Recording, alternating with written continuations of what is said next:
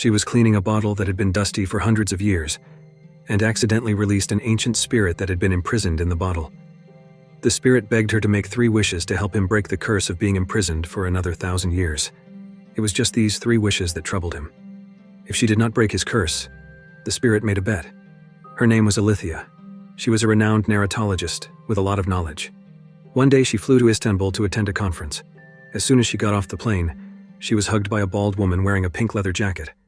When Alithia's friend appeared, the woman hurriedly left. This did not affect Alithia's excitement. Soon Alithia was arranged to stay in the room where Agatha Christie once lived. Here Agatha wrote, "Murder on the Orient Express." It had become a popular place for many writers. She hoped that this sacred place with a spiritual aura could inspire her more creative ideas. At the lecture on theology and science, something unexpected happened again. An elder in a silver ancient costume suddenly appeared in the front row of the lecture hall. Alithia fainted on the spot. She was in a state of shock. She left the venue with the help of her friend. Her friend was shocked by the strange encounters and advised Alithia to see a doctor. Alithia dismissed them as nervous breakdowns. Then the weird things really happened. The next day, Alithia saw a bottle named the Eye of the Nightingale among the collections of many stores. She took it back to the hotel where she was staying. The story began with this spiral-shaped blue and white painted bottle. The next morning, the bottle was suddenly popped off. A thick, colorful smoke came out of the bottle mouth. The bottle spun rapidly in the sink. The smoke quickly turned into 5 big fingers. They filled the entire door. It was like a well-behaved child leaning on the door. He had a gentle face, but his body was too large. His other parts could not fit in the room. Alithia was almost scared to death by the scene in front of her. She was also a person who had seen the world. Out of curiosity, she walked out of the room. Alithia tried to calm down and take a look. The spirit begged Alithia to make 3 wishes. He wanted to break the curse of being imprisoned for another 1,000 years. He told her that he was cursed. If he could not find a person who could make 3 wishes, he would face another 1,000 years of imprisonment. He twisted his wrist and danced his magical fingers. In an instant, the scientist, Albert Einstein, who was talking in the lecture hall, came alive in his hand. Alithia was stunned. She quickly urged the spirit to return the things to their original owners. The spirit took the opportunity to try to fulfill Alithia's first wish. He was rejected by Alithia. While Alithia was hanging the Do Not Disturb sign, the spirit thought that Alithia was ready. He prepared a nutritious breakfast cooked with high-quality ingredients. Alithia was moved by the spirit's care. She opened her heart and asked the spirit how he got into the bottle. He aroused Alithia's desire to explore the story. The spirit decided to attract Alithia's attention with his own stories. He told her that he had been imprisoned 3 times. One of them was even caused by a bitter love. On the ancient Arabian Peninsula, there was a queen of the kingdom of Sheba, who was born with the ambition to charm the world. She wore the most exquisite headdress, the most expensive makeup, and was as beautiful as a piece of art. The jinn served the queen every day, freely entering and leaving her bedroom. As time went by, the jinn fell deeply in love with the queen, until his dream was shattered by a broken string of a harp. The string belonged to King Solomon, who played a divine melody that captivated the queen's heart. She was enchanted and intoxicated by his intelligence and wisdom, which made the queen amazed and restless. Soon the queen fell in love with him, leaving the heartbroken jinn to hide in the dark and witness their affair. Solomon secretly took out a brass bottle and muttered a spell, and the jinn was transformed into a shadowy ripple and sucked into the bottle.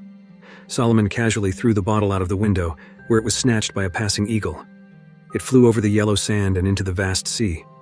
The queen, however, treated the jinn as if he was air. She did not feel any pity for the jinn's tragic fate. In the sea, the jinn spent 2,500 years, during which he prayed to various gods for his release, but to no avail. Alithia Binney, a British narratology scholar, heard the jinn's story and was about to reject him decisively, when the terrible consequences of her refusal actually happened. Then the jinn told her about his second imprisonment. After 1,000 years of being buried deep in the sea, the bottle's delicate appearance was covered with layers of thick crust. It looked like an old stone, not worth a fisherman's attention. The fisherman threw the stone as far as he could, without a second thought.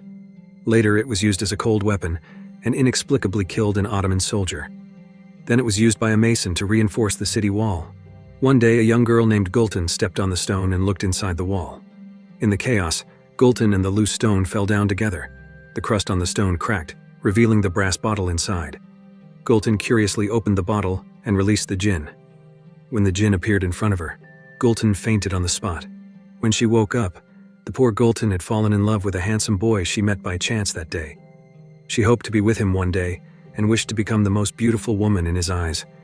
The boy was Prince Mustafa, the eldest son of Suleiman the Magnificent, and the rightful heir to the throne. Gultan's wish was soon granted, and she transformed from an ugly crow to a gorgeous swan. Then, Gultan had another wish, to become pregnant with his child. The jinn tried to persuade Gultan to see the reality and the harm that her wishes would bring, but his sincerity was ignored. Gultan got pregnant as she wished, and since she was carrying the next sultan's son, she started to show off her belly in front of everyone. She would give them a cold face if she was unhappy.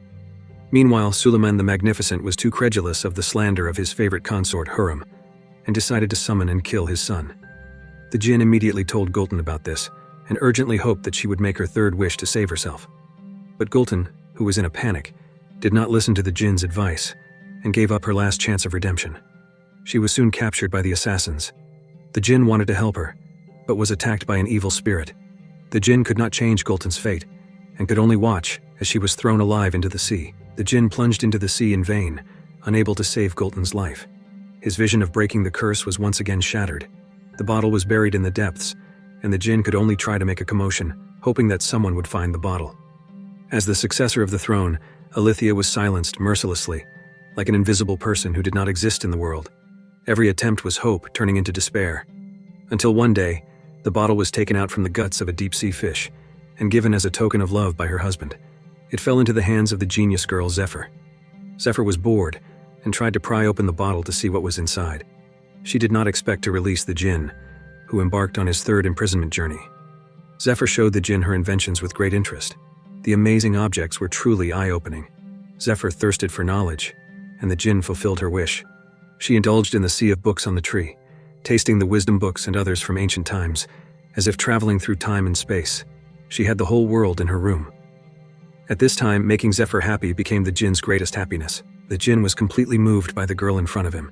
He loved her as deeply as he had loved the queen before. At this time, Zephyr was not only satisfied with the knowledge in the books, she needed a key to open the door of wisdom. She often felt frustrated when she could not solve a problem. That was when she used her second wish. She gained the energy of a spirit. It was like a divine enlightenment. All the difficulties she encountered were solved at this moment. Zephyr showed a long-lost smile. At this time, the jinn liked every move and every smile of Zephyr. He loved her more than Sheba, and even more than his own freedom. Living with Zephyr became the jinn's greatest wish. When Zephyr made her third wish, the jinn stopped her decisively. No matter how Zephyr went crazy, begged, or cried, the jinn resolutely merged into the bottle. Until Zephyr said she wished she had never met Jinn. Then Jinn went back into the bottle with sadness, and Zephyr had forgotten all about Jinn. Then Alethea asked for a wish. Of all the people she has met, she has one wish. She wants to love Jinn. She hopes Jinn will love her when he come back. But love is not one-sided. Love for her is not enough. Love that is begged for will eventually become poison. The Jinn loved Zephyr, but he did not realize the harm he had done to Zephyr. Alethea loved the Jinn, but she was blinded by the appearance of happiness and bliss. She did not see the inequality in their relationship. Until the Jinn's body became weak and he was dying, he realized that loving someone can also hurt them. After 3,000 years of suffering, the Jinn never found someone who could set him free.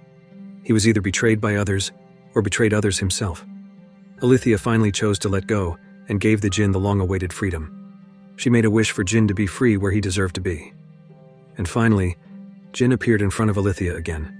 She was no longer held hostage by the anxiety of losing love. There was no contract binding Alethea and the Jinn. They both let go of their hands and embraced each other sincerely. They cherished each other, and the movie ends. If you like this video, don't forget to subscribe. Because by subscribing you have supported me to make better videos. See you in the next video.